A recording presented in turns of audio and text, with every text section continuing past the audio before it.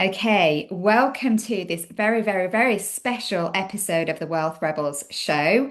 I am your host, Emma Wright, and we are broadcasting this live inside the Star Portal, which is my community of incredible spiritual entrepreneurs who are, and I say this with wholeheartedly, courageously investing their greatest assets of time, energy, and money into fully aligning with who they came here to be on purpose, and to be ultimately wealthy. So, tonight I'm really excited, beyond excited, to be welcoming back a very special guest, the extraordinary George H. Lewis.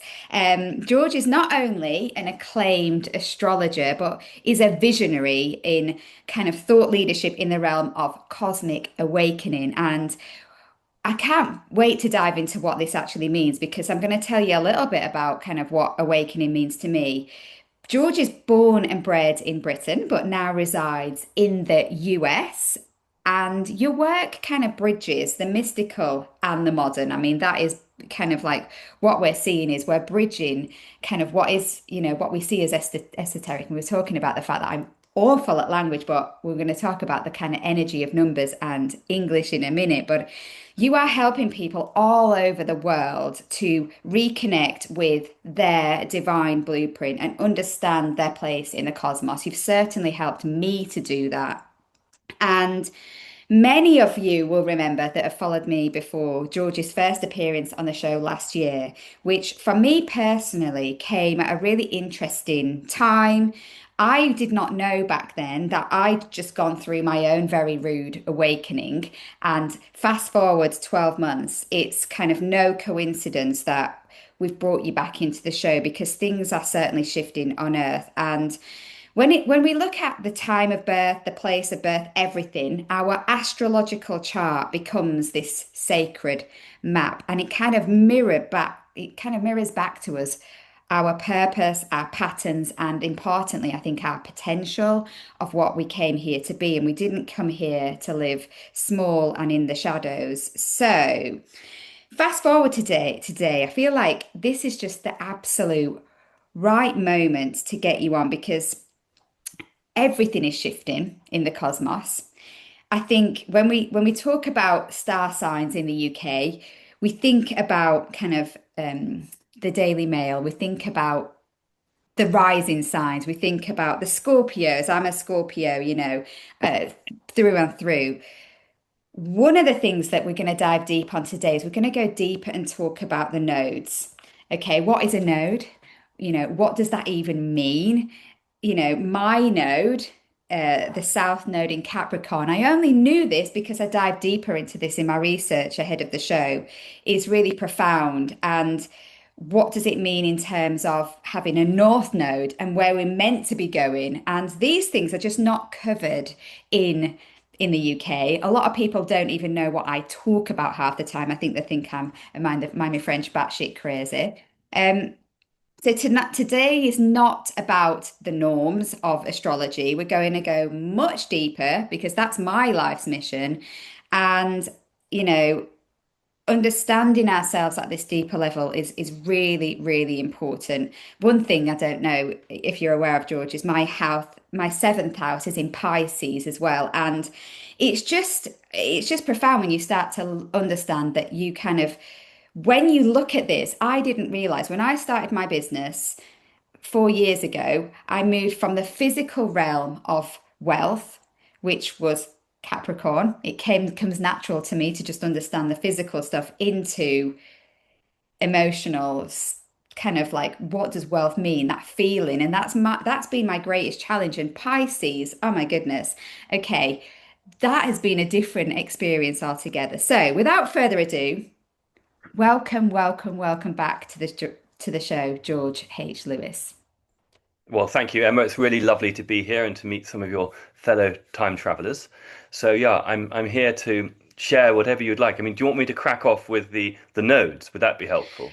Yeah, I would really crack on, because one of the things that I think a lot of people might even want to start with is what is astrology, Yeah, And yeah. therefore, what do the nodes mean within our astrology? Because we think of the star signs, but actually, it's way more than that, right? It is. I mean, off air, just before we came on, you talked about your passion for maths, or in America we call it math.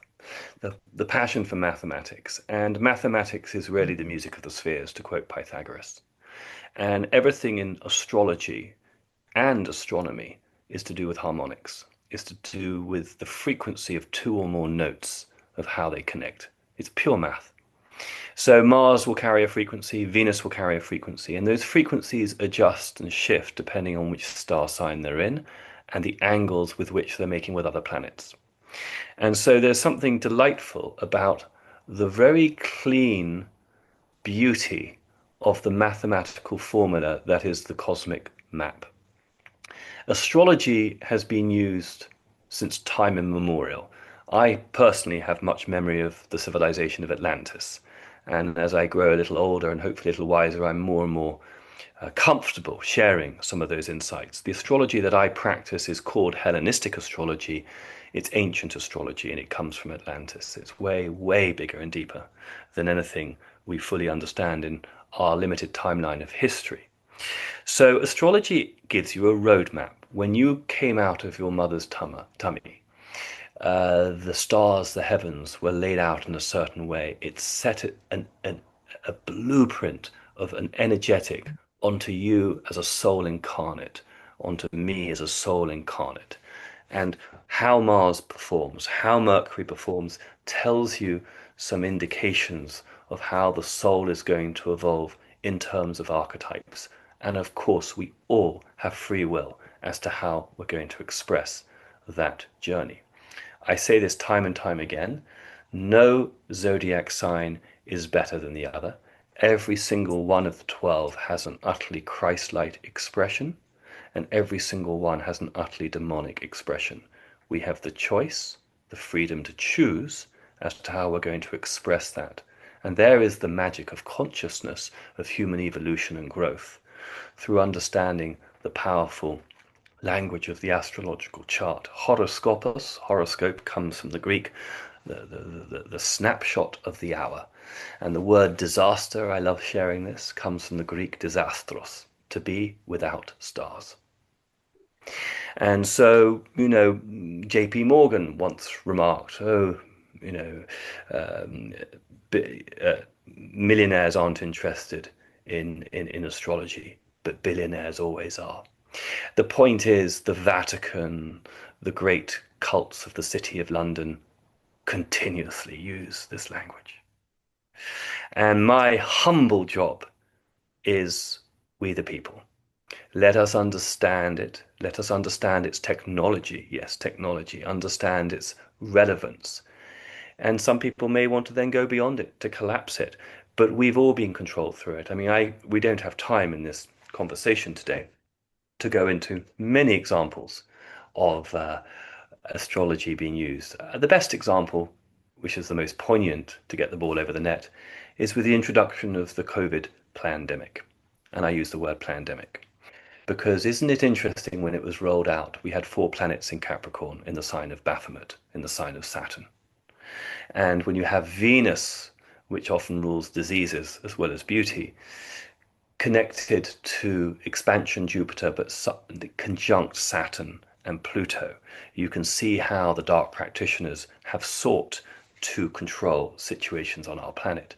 And then conversely, you can see it with other Project Bluebeam and Project Looking Glass and different types of counter situations to support the people. Those astrological moments carry great import. So astrology is very important, and the ones who choose, whether they're Catholic Christian, who regurgitate what the Vatican's told them, that it's all demonic, that's on the one hand, and then you've got the secular atheist who thinks it's all Daily Mail mumbo jumbo. They're both programmed to not really understand it, so they are not sovereign in their understanding. For me, astrology is a system where you can be sovereign in understanding your archetypal tendencies in order to be more free to choose through consciousness how to express them. I quote Carl Jung a lot: to make conscious that which is unconscious, you will now no longer call it fate. So the more conscious we are, the more empowered we are in order to actually step into our freedom. And mankind, my biggest thing is an Aries sun in Western astrology, a Pisces in Vedic, that's a whole other conversation. My whole passion is freedom, because in the collective, we don't truly understand freedom. We think we do. We think we can, save up and go for a nice 2 week holiday in Costa Rica, and we think we're free. No, that's just posh slavery.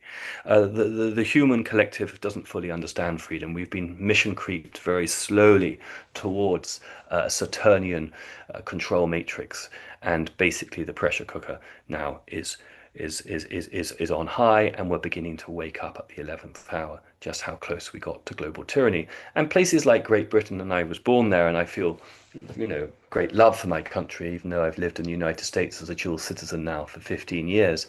The United Kingdom has a lot of catching up to do because it's the center of the Saturnian matrix. Isn't it interesting that Great Britain is actually a Saturn ruled country? Isn't it interesting? Because when the Act of Union was founded, it was founded under the star, under the sun of Capricorn, which is ruled by Saturn.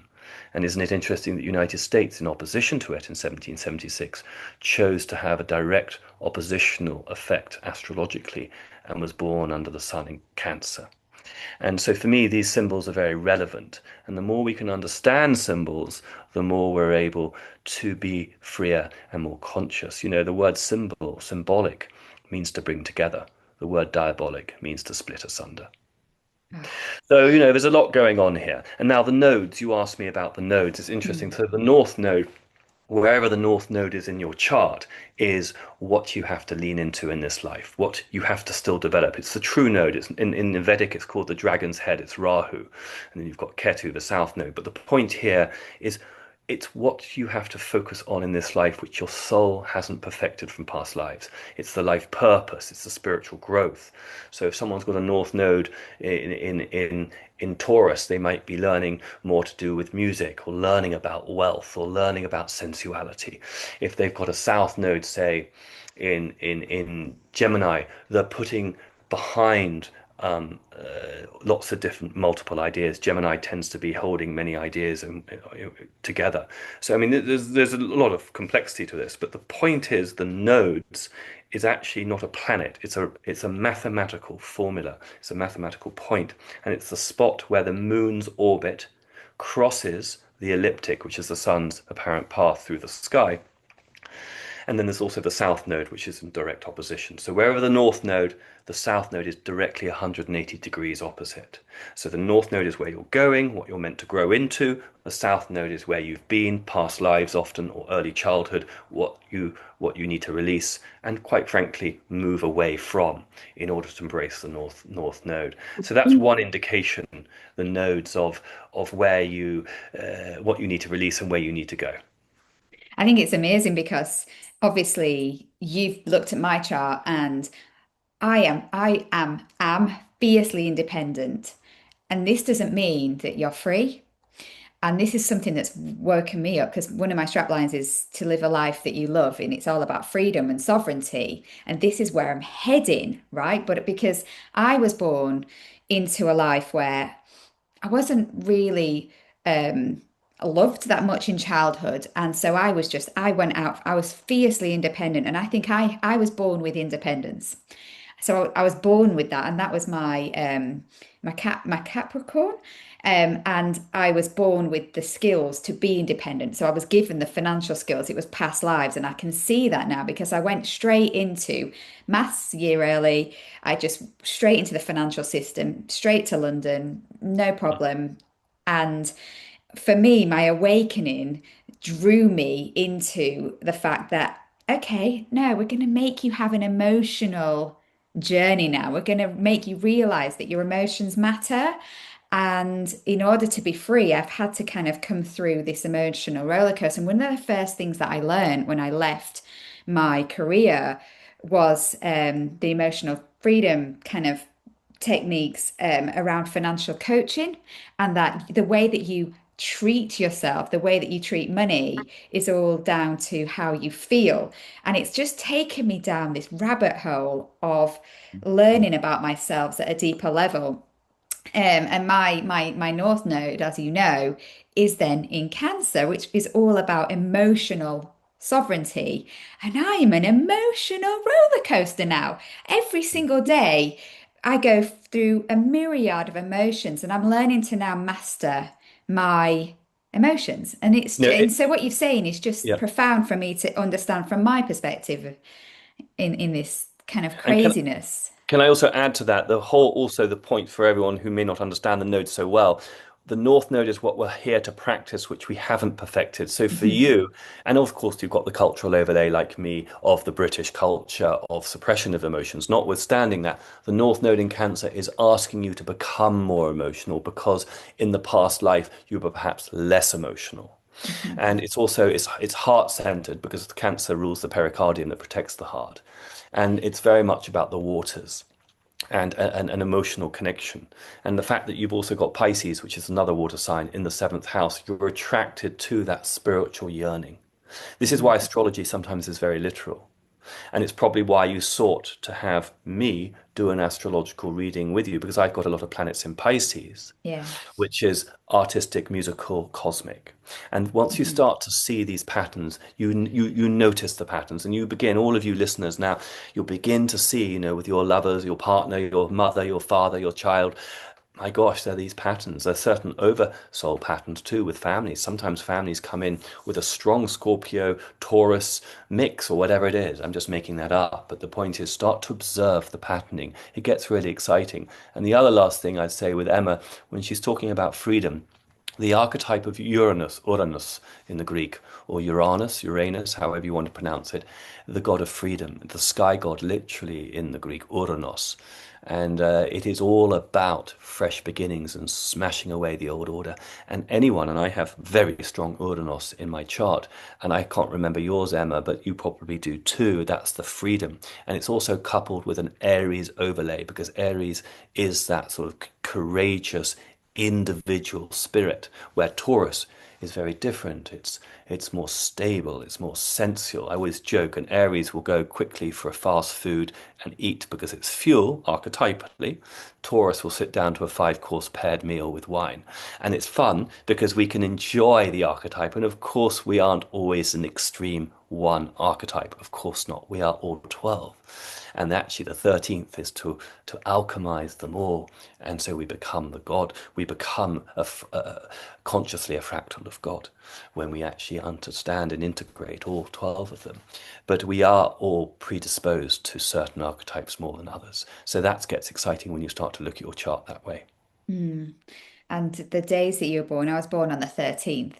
and I don't think that that's a mistake. No. Nothing's a mistake. And this is what I'm realizing, that nothing is a mistake. And George, as you've said, when you start to notice the synchronicities of life, the patterns, and the lessons that you're here to learn, soul school, then you start to enjoy it because you start to look forwards to the things that are coming in, because you start to realize that all the emotions matter. The anger, why am I angry? What is coming up for me? And it's really embracing that, because this is a really human experience that we're having. We're coming here to experience all the emotions. So let's go deeper, because I think one of the things that we want to hear is we want to know what's happening in the wider cosmos, and in terms of where the nodes are moving to, because we've moved from Pisces into somewhere different, and I want to kind of go deeper on the collective as well. So, because the energy for us is shifting, and I think it's really important that we kind of really understand what that means for us together, as humanity. I think, especially in the UK. Yeah, no, this is absolutely right. And we'll talk a little bit about the nodes and what's happening collectively.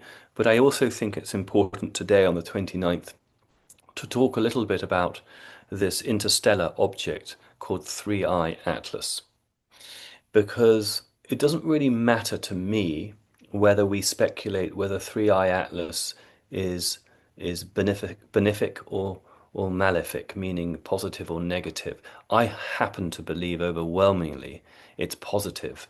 I sense it's an interdimensional, multidimensional craft, which doesn't necessarily, in the law of physics, fit with what most human beings understand to be real because they don't understand higher dimensional energy systems, 0 point energy. I think this, with the other comets, there's a comet called Swan, which for me is all about grace, Christian grace and otherwise coming in. This is part of our upgrade as a species to get more comfortable with a cosmic conversation. And I feel that very deeply in my bones. And isn't it interesting as I say that, it's 222 here in New York. 222. I like that actually. Synchronicity. We've got Uranus, literally dipped back into 29 Taurus right now. That's right on the heart of the Pleiades star system, which is the Seven Sisters. And the Pleiades in all types of myth are very fascinating. Christ consciousness is very much attached to that, so is musicality. And of course, when you look at the myth of Atlas, Three Eye Atlas, Atlas is the father of the Oceanid who made the Pleiades. And they were fleeing, of course, the great Orion. And I don't want to get too much into the galactic conversation because this may not be the right platform to speak about it today. But part of disclosure, North Node Pisces, spirituality, cosmology, part of the disclosure of this current time is our galactic history, is our true ontology of where we come from. For many years, for many, many years, I have known in my bones that the Darwinian conversation is absolute bunk. For many years, I've known that we carry genetic royalty in our DNA. The last Q post, the last post of Q was, "What is in our DNA? Who put it there? What's it for?" So there's a strong conversation about now with the comets and Three Eye Atlas and the mythology. I can get more into it, but we don't have time. About US UFO disclosure and consciousness. We coming into higher realms of consciousness, love, authenticity.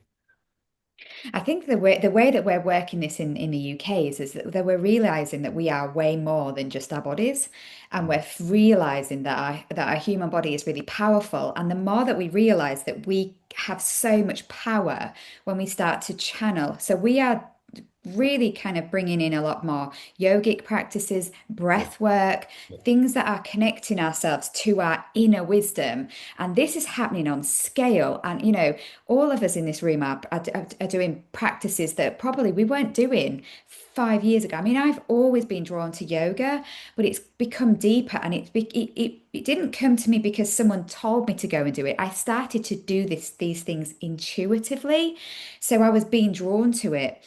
And you talked about Atlantis, at the start. Kind of a lot of people won't know what Atlantis is. Atlantis is an ancient civilization. Some people talk about Atlantis being here on in a different dimensional frequency right now. And the more that you dive into this, the math, I follow Robert E. Grant now. I've been following his work because he just blows my mind. Dr. David Clements in the UK, he studied string theory at Cambridge and Oxford or where it was, and now he is, gone beyond that because when we start to study the quantum of math and the symphony, we can go deep and we can see that the universe is is way more than what we can see.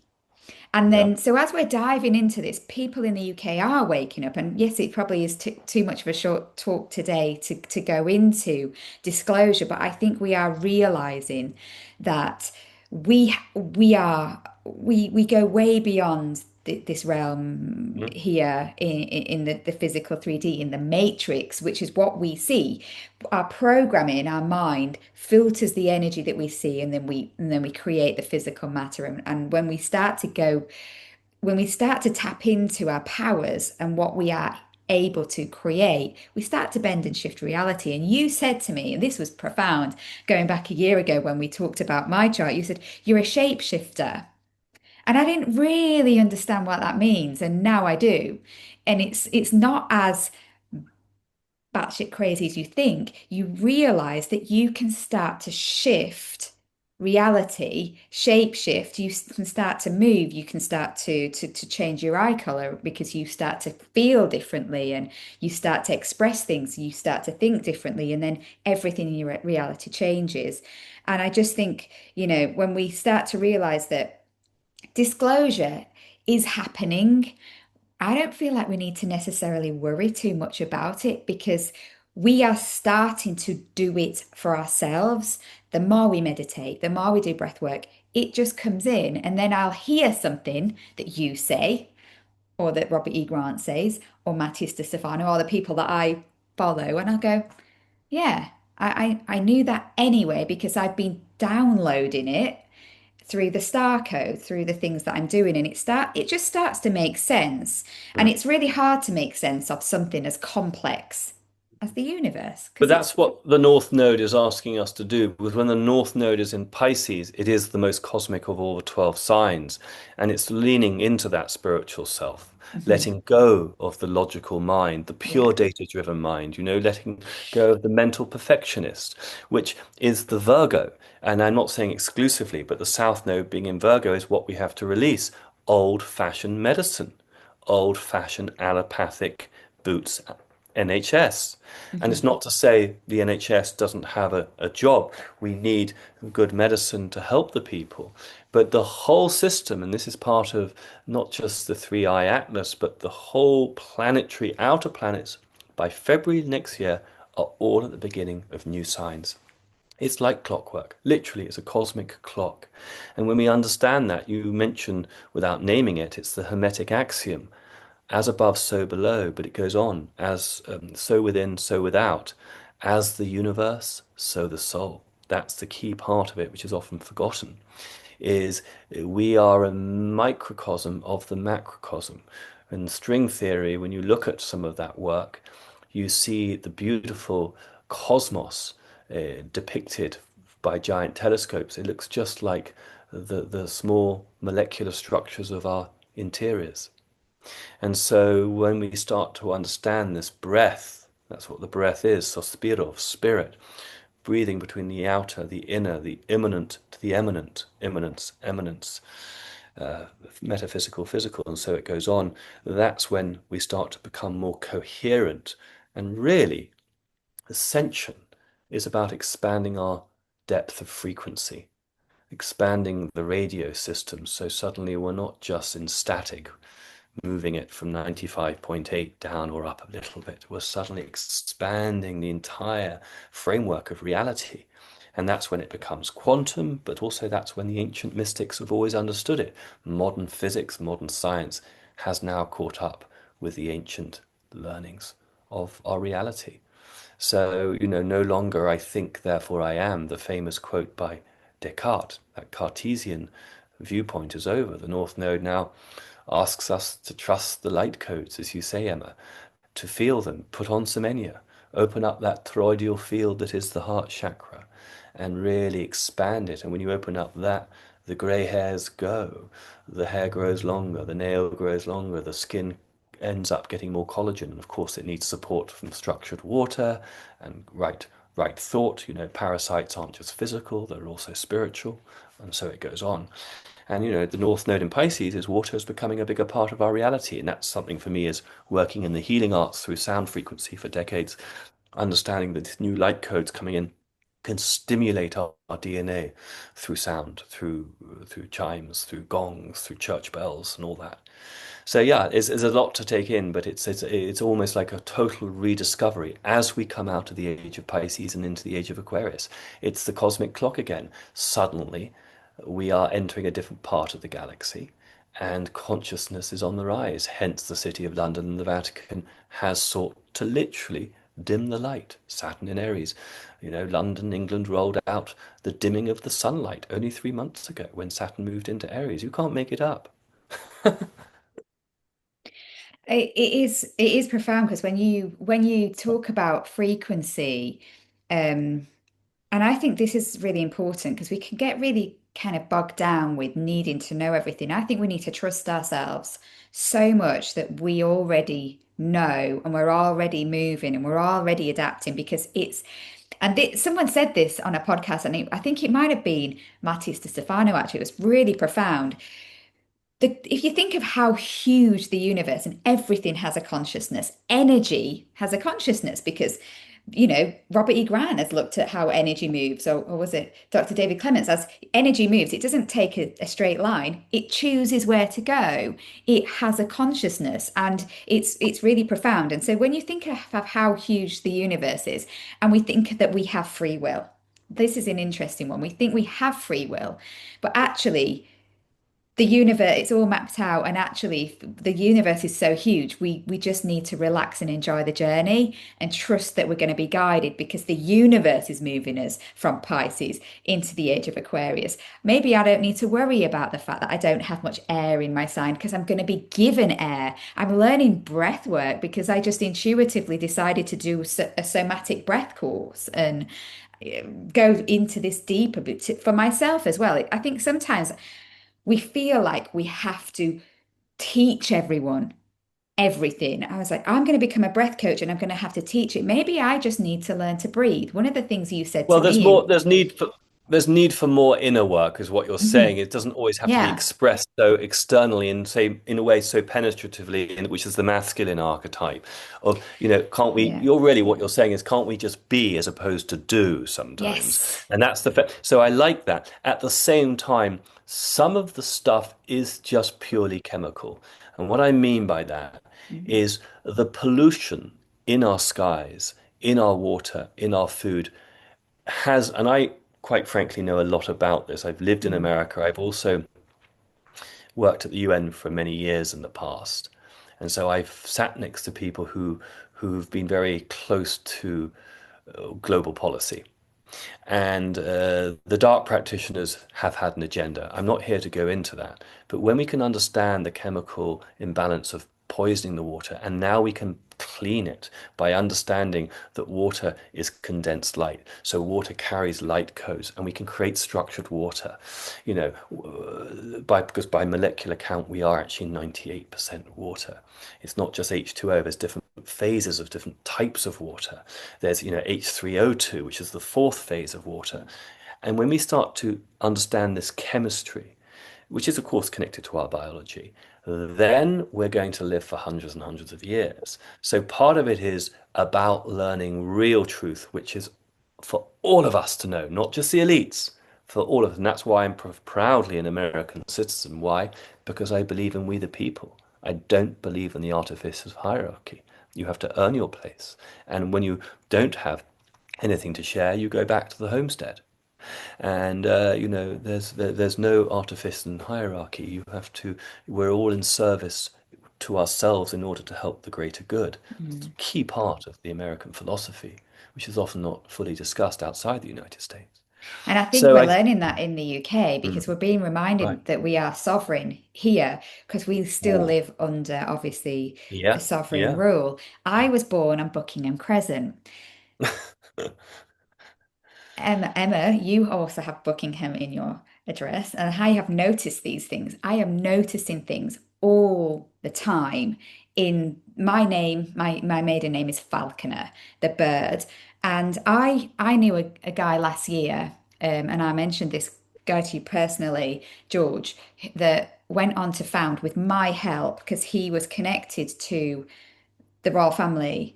He went on to found a company that plants mangroves and is cleaning the water, it's cleaning the oceans.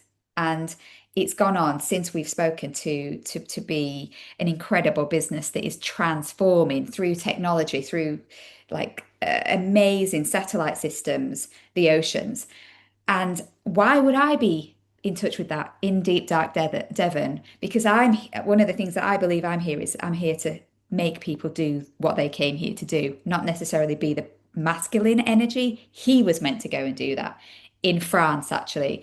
And it's just profound when I start to see these synchronicities that we need the masculine and the feminine energy to be in their power, to be able to be in the world as the feminine, to be the creative energy, to enable the masculine to go on and do. And I think this comes up a lot. I don't know if that's something that is, I don't know, this has just come into me now, the fact that we have this, we dim the feminine energy so much in our society, Mm. and we are suppressed. We're not allowed um, to be who we are, Well, especially in the UK. I mean, especially in the UK, and again, back to the cosmic language, Hmm. it's worth noting that the United Kingdom has often set up many institutions, and in particular the Act of Union, which linked Great Britain with Northern Ireland and Scotland. And Wales and England was a little earlier, it's another date, but it was done under Saturn's rulership. You mustn't lose sight of the poignance of that. The suppression of the feminine, the suppression of the biological is interesting. I've just spent the last 5 days with Dr. Christiane Northrup, if you know of her, an amazing gift to the world who's really teaching people, reminding people about the divine blueprint of the feminine and the womb and childbirth, gestation. Really, if I'm going to take it up to 30,000 feet and look down, we're at a great choice right now between, on the one hand, re-engaging with our divine blueprint, our divine light codes as a human being, Homo sapiens, on the one hand, being sovereign and free, and on the other is the Homo Borg genetic transhuman agenda, which is designed to take us down a totally different path. And I hope many British people are beginning to understand that's really what it's about. The digital ID cards is one other notch in that system of a new world order, of a totalitarian system where we end up merging with the machine. My view instead is we, the people, need to re engage and remember our divine inheritance, which means reconnecting to the land, barefoot on the ground, charging our battery. Yes, we are a battery. We're a salt battery. That's what's in the blood. It mirrors the Aegean, the Mediterranean Sea. And we need to charge it, charge our piezoelectric charge. We need to eat real homegrown organic food.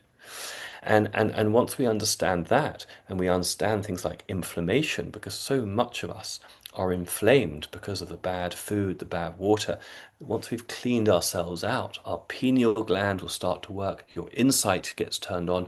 Suddenly, you're going to make much better decisions because you're more conscious and you're cleaner. So, part of the North Node in Pisces is about that reconnection. And I think every country on our planet at the moment is going through that adjustment. And of course, every country is going to do it slightly differently. But certainly, Emma, your point about the restoration of the feminine is very important. I'm reminded of Rumi's quote, the entire universe is inside you. You're searching the world for treasure, but the real treasure is yourself. The desire to know your own soul will end all other desires.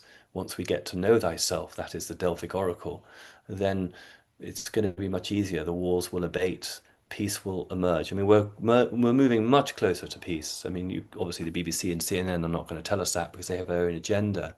But we have very few theatres of war now, just the Ukraine left, and it's magnificent. But the British people have to really ask big questions about this and pull away from mainstream narrative news. It's interesting because when we think of love and when we think of kind of how we are told to be in love, it's all about the highs and the lows. And what we're moving to is that coherence of peace.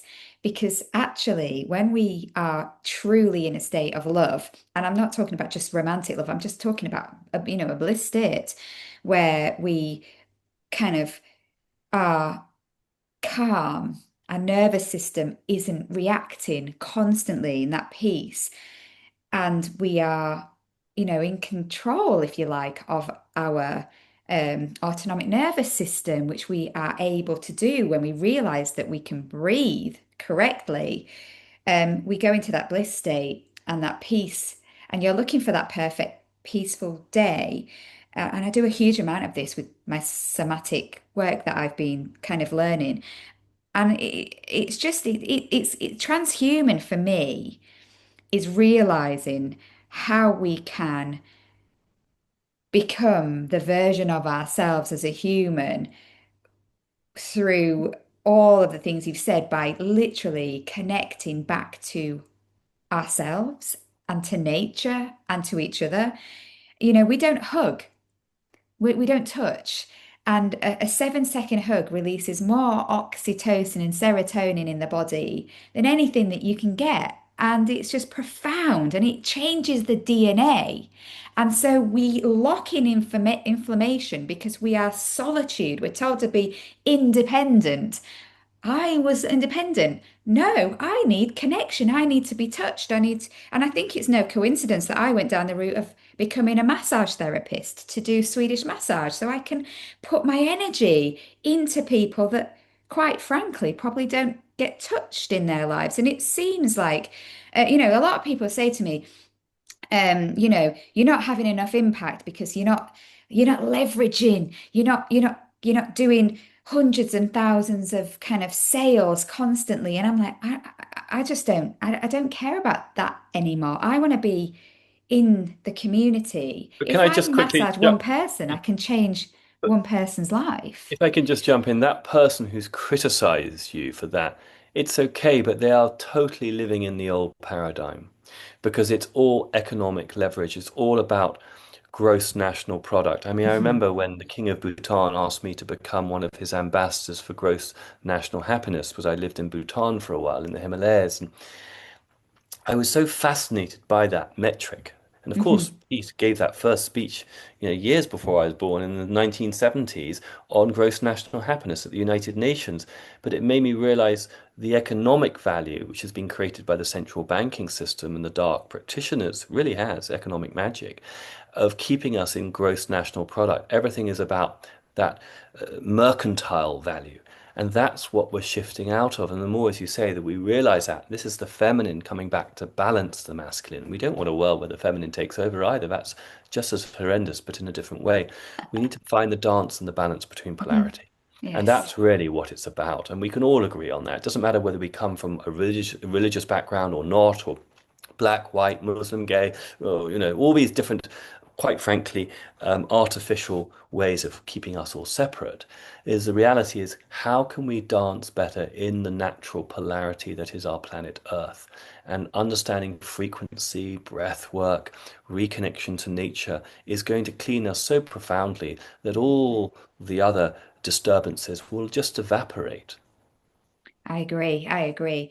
Oh, George, we obviously, I think we've covered a lot there, and I think a lot of people will be really curious to go out and get their astrological chart, look at where their own south node, north node, where is their sun rising, all of the things that they can do, and they can, one of the things we'll do is we'll put your details in, and they can connect with you and follow you on Instagram, find out more about what you do. I would love to open up to some questions to you from the room, if that is okay, because I Delighted. think, we've got everyone here is super spiritual and amazing business owners having huge impact in what they do. Who's got a question? If you want to raise your hand, or press the button, and we can ask some questions here. Oh, Has anyone got a question for George? nope. Okay. I think one of the questions that I have that always comes up for me, is maybe for the skeptics out there, is the people that maybe they're thinking, this sounds woo-woo. I get this a lot. It's woo-woo. It's not real. How can we maybe break down what we feel is maybe a woo-woo conversation and start to Mm, realize that this is actually a very real conversation that we mm, can go, we can start to break down some of our own, because it's the mind that is telling us that we don't have the control, or that we don't have the power to step more into our astrological blueprint, right? I mean, with people who are deeply, I mean, you did say skeptical as Hmm. opposed to cynical. Skepticism is more neutral. I mean, I'd say I'm a natural skeptic. So I think if you're referring to someone who's very sort of maybe more than that, maybe more cynical, Hmm. I'm not really interested in giving my energy to trying to convince them otherwise. I mean, I'm going to Yeah. quote Q is you can never tell someone the truth. You can only show them. And I've learned that a lot in the last, I Hmm. mean, I've been on this journey for a while now. And being a Brit, especially from my background, quite frankly, people just can't cope with my questioning. Let's take royal family, notions of hierarchy, aristocracy, the material economic system based out of the City of London, understanding that. I've been a follower of David Icke for many years. It doesn't mean I agree with everything, but I agree with most of what he says. And so for me, someone who still says it's woo-woo, and I've understood quantum time travel. I've met with people in the secret space program for over a decade. I have friends who've been off planet. That's okay. They're just living in such a different reality. I'm not really interested in wasting my time trying to persuade them. That I'll let someone else who's probably more patient come No, in. I But think that you're right because a lot of them are skeptical in the sense of they are so curious and they're in my ether because they want to learn and they're little bit by little bit listening to the things that I say. I hang out in sauna at Saunton, the sauna, and over the years we joke about the fact that I've been talking about coconut water and the benefits of drinking coconut water. These people that I've been getting to know in sauna were probably so 3D and so matrix driven. And you put me in there, and I didn't realize that. And probably everyone in this room, actually, you put people like us in these rooms, and then slowly and surely over time, they are upgrading their mindset, especially in places like sauna. So, sauna has really taken off in the UK because it's a place where you go to be in your feminine and it's like a womb and you lower the science of sauna is profound, and then you end up having spiritual conversations and you whispering sometimes. I'm like I don't want anyone to think that I'm batshit crazy, so I'm going to have a conversation about this, and then before you know it, someone's come up to me in the shower, maybe a man that you wouldn't realize, going, "What you just said, I want to know more." Or can I come and speak to you outside of the room because I want to know more? And, I think I just want to encourage anyone that's watching the show, if you are curious about anything and it could be triggering you. It could be triggering you to feel an emotion. Maybe it triggers you to feel angry. Notice the trigger because that is, you've got an emotion or a belief that you have to observe. Someone said to me once that every trigger that you have is a mirror for you to see about yourself. If you're being triggered by somebody else's narcissism, that's because you've got a part of you that's a narcissist. Don't judge it because you're judging yourself. And I love that. I love that. So if you're skeptical about anything, it's because you have something in you that you have to allow to rise up. I think when we kind of put the onus on ourselves, then we take away that judgment, and that's what's going to lead to peace. We talked about peace, I think. Um, Wealth is your health. You talked about that. We know that our wealth is your health. How can we finish today's conversation, George, to really go deeper on how we can upgrade our frequency and really focus on our health and bring well, I mean, I bring just that to the noticed one of your surface? I noticed one of your um, guests here asked, could I talk a little bit more about Three Eye Atlas? And Mm, I think that's connected to wellness because I think it's yeah. connected to frequency. Yes. And so, I mean, Three Eye Atlas, Three Interstellar Atlas, how I'm looking at it, is, I mean, the Native Americans are calling it, what are they calling it? Umwamwa. And this is part of the UFO disclosure. Or, you know, some people may say it's a galactic psyop. Fine. I think it's ultimately going to raise our consciousness. The word atlas, which is used for, books, maps, draws from his myth. And it represents the vastness of the world and the idea of carrying knowledge, holding the world up. The world's a much bigger place than we've been told. This Mm, is definitely a massive eye opener in every sense. I mean, I could go into more the story of the myth of Atlas and the Titanomachy, which is the war that was fought to decide which generation of gods would have dominion over the world. And of course, this is connected to the Orion Wars and our galactic heritage. But I don't think that's going to be particularly useful here. I think the most important thing is this is helping us more into the role of a shamanistic rebirth for us as human beings. Here's what I'll lead with when it comes to frequency. I primarily work in the healing arts as a musician, as people say, a healer. I like the word activator. I have many different instruments that I use, and people lie down, and I do it also in water because sound travels even more efficaciously through water than through air. Obviously, they both work. And I've had great success with helping people get rid of tinnitus, or other conditions. The point is here, we are moving into a different stage where the frequency band is opening. And when we are more like a child, where we don't have a fixed belief system, this is the key part of why Pluto's in Aquarius right now. Aquarius is fixed belief system. That's one of the major archetypes of the Aquarian language. And Pluto is deep transformation, death and resurrection. When we cannot define ourselves through our belief systems, we have much more freedom and much more ability to heal. And I send this back on myself. If you had met me 10, 12 years ago, I'll just use, because we're talking to a British audience here, I was much more of a staunch royalist.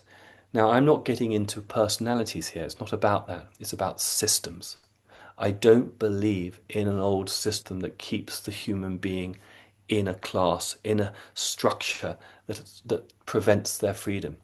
And I don't say America's got it right either, but I believe this planetary ascension is about we the people having much more independence, freedom to express authenticity. Because that frequency, like we look at a child when he or she is free, it's very clear. When a child is expressing that authenticity, they heal exponentially fast. I want us human beings, us adults, to remember that. And if we didn't have a good childhood, we have to create it through changing our story.